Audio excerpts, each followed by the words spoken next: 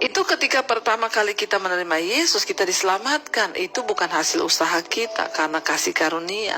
Tetapi setelah kita menerima keselamatan itu, firman Tuhan berkata kita harus mengerjakan keselamatan itu supaya kita bisa menikmati hidup kekal. Nah, keselamatan itu seperti itu. Tuhan sudah berikan masuk dalam hidup yang kekal, yaitu ya tiket keselamatan itu darah Yesus. Tapi kalau kita tidak melangkah, bertindak, melakukan apa yang disuruh Tuhan, maka kita nggak akan pernah bisa menikmati. Ya, makanya sudah dikatakan di sini, setelah kita itu diselamatkan, kita percaya pada Tuhan, maka akan harus ada usaha, upaya dari diri manusia itu sebagai tanda bahwa engkau menghormati Tuhan, engkau menghormati Allah, engkau menghormati pengorbanannya, dan kita tidak main-main. Kita ini hanya manusia, jangan pernah sombong dengan Tuhan. Ya, salah satu cara untuk kita hidup menjadi anak terang itu dikatakan apa?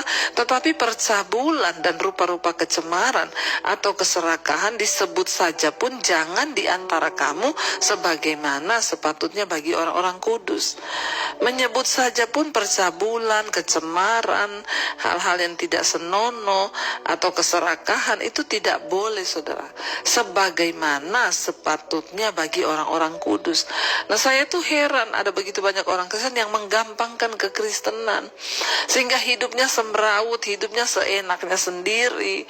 Ya, karena dia tidak memahami tentang ya kebenaran yang Tuhan sudah sampaikan. Makanya Yesus berkata, bukan setiap orang yang berseru padaku Tuhan, Tuhan yang akan masuk dalam kerajaan sorga, tapi mereka yang melakukan kehendak Bapa, yang mengerjakan keselamatan itu, saudara.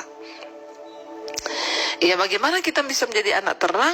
Ya, jangan ada percabulan. Saudara yang hidup dalam kenajisan, percabulan, perselingkuhan, terikat dengan film porno dan lain sebagainya, Anda harus melepaskan diri dari kecemaran, dari apa? Dari keserakahan. Orang yang serakah, tidak pernah puas bagi dirinya, tidak pernah mau menolong orang lain, nggak pernah mau menabur, pelit. Nah, ya itu tidak akan ya bisa dikatakan hidup kudus kalau kita ini masih hidup dalam semuanya ini, saudara.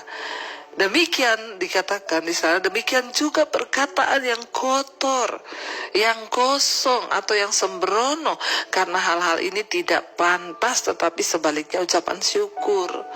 Kita ini tidak boleh ketika kita menyatakan diri kita anak Tuhan, kita ini anak terang, maka tidak boleh ada perkataan yang kotor keluar dari mulut kita. Kata-kata makian, kotor, lalu apalagi perkataan yang kosong, yang tidak bermanfaat, tidak berfaedah, ya diomongin, gak perlu, saudara. Kita berjaga-jaga dengan perkataan kita, karena menurut perkataan engkau akan dibenarkan, menurut perkataan pula engkau akan dihukum. Jangan ada perkataan yang kotor, yang kosong, atau yang sembrono, ya, sembarangan. Karena hal-hal itu tidak pantas, tetapi sebaliknya ucapkanlah syukur. Banyak-banyaklah bersyukur. Anak terang itu cirinya apa? Dia banyak bersyukur dalam segala keadaan, di dalam segala situasi yang enak, yang tidak enak, dia selalu mau bersyukur. Ya, dan dikatakan ayat yang kelima, karena ingatlah ini baik-baik. Kita disuruh ingat baik-baik. Tidak ada orang sundal, tidak ada orang cemar, atau orang serakah, artinya penyembah berhala, yang mendapat bagian dalam kerajaan Kristus dan Allah.